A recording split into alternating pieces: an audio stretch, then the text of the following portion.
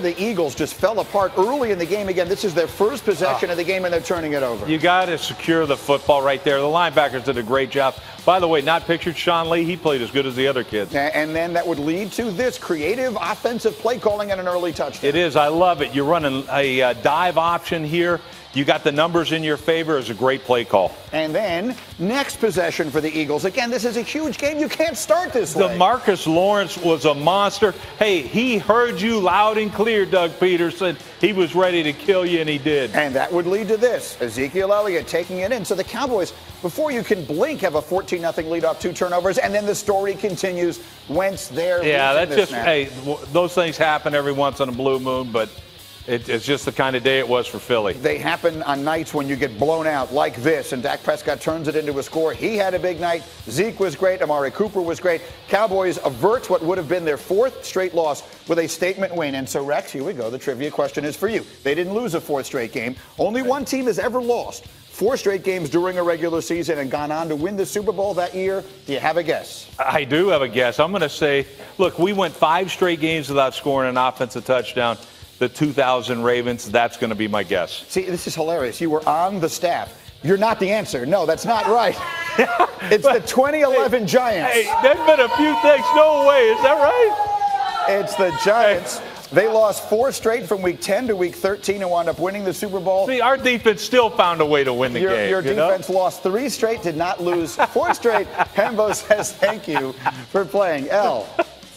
Dan Orlovsky got that one right. He did. You never get it right when it's your actual Dan had the turn. wrong year. He never gets it wrong when it's your turn. Knowing from experience is brought to you by Farmers Insurance. I do want to keep it going with the Cowboys. How do you think that the Cowboys offensive coordinator, Kellen Moore's experience from college benefited his team yesterday? Yeah, it showed early, and it was the first 3rd down. I want everyone to see kind of the unique play design that he got into. This is the 3rd and 2 to Tavon Austin.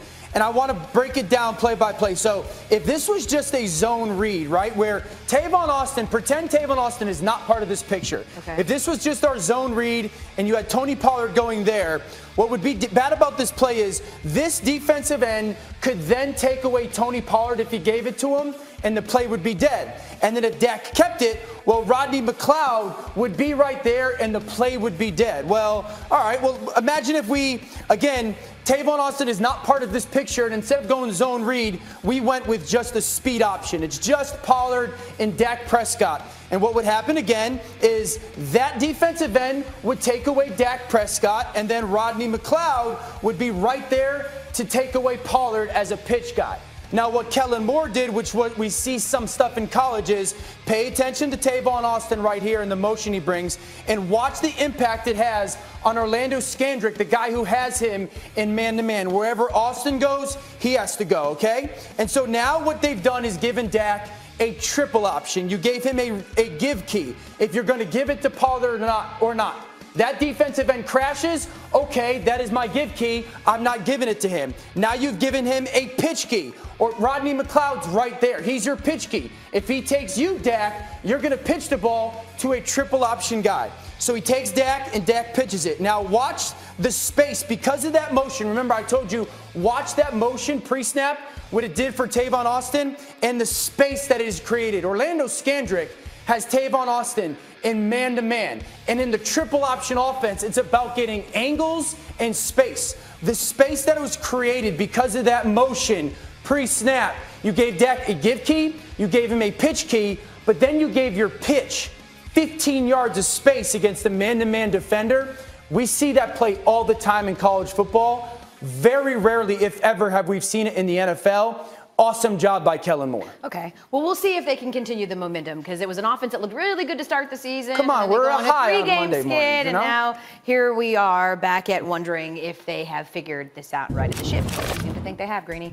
All right, let's get to a team I think we're not paying enough attention to. Those are the Lions fans letting you know what they think of the officials, and understandably so. But these are the Vikings, and they look like a different team since Kirk Cousins got called out by members of his own team. That's a dime to Adam Thielen. Well, I love the aggressiveness of the throw. That ball is up over 2 defenders. You said it, Greeny, an absolute dime on the run, a courageous throw by Kirk Cousins. He would get hurt, by the way, on this play. Thielen Wood's got a hamstring. There'll be an MRI today. That's a big deal because they're really humming right now. Speaking of humming, Marvin Jones Jr. was ridiculous yesterday. This is the 4th touchdown of the day, that he caught. This was a really good game, back and forth. Lions went for 2 there, didn't get it. So now in a 5-point game at the end, I love the Vikings giving Cousins the chance to win it. This is the change of this football team over the last 3 weeks is the confidence from the play caller to not only allow Cousins to throw it, but throw the ball downfield. And then Cousins rewarding that play caller with big completions. And then they still have this guy, too. Dalvin Cook putting the punctuation on it here, taking it in for one of his 2 scores on the day. He ran for 142 yards. Cousins threw for 337 and 4 touchdowns. He is, let me read this specifically, the first quarterback in league history to throw for at least 300 yards with a passer rating of 130 or more in 3 straight games. Those come directly after he was criticized by his receivers. That's obviously not a coincidence. What's happened here? Adam Thielen gave Kirk Cousins his rocks back, man. I mean, like, that's the truth. Like, that moment, Cousins was not playing confident football up into that moment. He was not being courageous with the football, and he was super kind of, I don't want to put this ball in harm's way. And ever since Thielen kind of said some things and was outspoken, he has become much more willing to throw the football downfield. And it's not, you know, when he apologized to Thielen, I called it weak sauce. And it's not weak sauce anymore because he's balling. If he's going to play at this level and they're going to run the football like this team's going to be really difficult to beat. I love the fact that they're getting in 2 and 3 tight end sets. They're running the football out of it, and then they're using the play action pass out of it. I want to throw this number out because this is insane. Because I talk about run to pass balance, and they're the best in the NFL right now. When the Vikings call a run play, and then the very next play, they call a play action pass, Cousins is throwing for 19 yards per attempt. 19 yards per attempt. That is run pass balance. I got to say this. Yeah. The message wasn't to the quarterback. The message was to Zimmer. And that's what's lost in this. Nobody talks about it. They added, he got his rocks, back or whatever. Well, the other guy got him off. And the funny thing is, that's the deal. To me, the cutoff, by the way. Yes, I know. But I know what you meant. To me, he sat back and said, no, let the players, we got enough players here. We can throw the football, we can run the football, and let us do our thing. And that's what they've done. Okay. Yes. That was extremely well said. I understand what you mean. Yes. And I'm just going to say really well said, wasn't it? It was. Let's just go on to something. The point that should be made is the Vikings all of a sudden look like a really dangerous team in a very, very good NFC. Help. I was going to say, Greeny, it's safe to say you want to just get up and go, right? 49ers improved to 6-0 after shutting out the Washington Redskins 9-0 in the pouring rain. Dan, where do you rank San Fran among the NFC's elite? Yeah, they're right up in the conversation for top 2 or 3. I still think the New Orleans Saints are the best team in football right now and certainly the best team in the NFC, but I would put San Francisco at number 2. Dominant defense, good enough offense, and to win a game in these situations or conditions on the road, really important for them to get that win. They're the second best team in the NFC. Speaking of dominating, Falcons' Devontae Freeman threw a punch at Aaron Donald yesterday, and then Donald picked him up and lifted him in the air like he was a toddler. Rex, just why?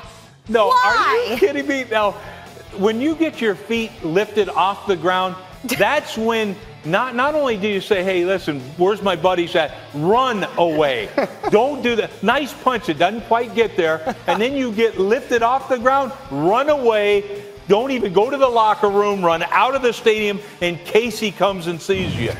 Don't take a shower, just go home. Go home. And in NBA news, the Lakers ruled forward Kyle Kuzma out for the season opener against the Clippers tomorrow night. Kuzma's recovering from a stress reaction in his left foot that was suffered during USA's basketball training camp in August. It's unknown how much of the regular season Kuzma will miss. That could be significant. A SportsCenter with Stephen A. Smith Wednesday, 7 p.m. Pelicans debut without Zion. Why Stephen A.'s concerned. LeBron, AD, Kawhi highlights in reaction to the battle in L.A. and an all-access pass to Celtics and Sixers. Stephen A. has you covered. It's SportsCenter Wednesday, 7 p.m. Eastern. Still ahead here, Aaron Rodgers has the Packers rolling. Are they the best team in the NFL?